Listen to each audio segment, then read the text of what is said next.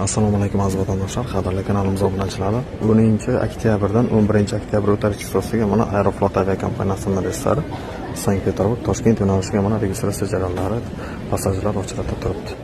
Hamda hurmatli aziz kanalimiz obunachilari, mana aynan shu chizig'iga 10dan 11ga o'tar kechasiga mana Qanot Sharq aviakompaniyasining ham Sankt-Peterburg Farg'ona yo'nalishi bo'yicha registratsiya jarayonlari bo'lyapti. Bir vaqtning o'zida har doimgidek O'zbekiston vatanimizda ikki avtomobil bo'yicha registratsiya jarayonlari boshlanadi.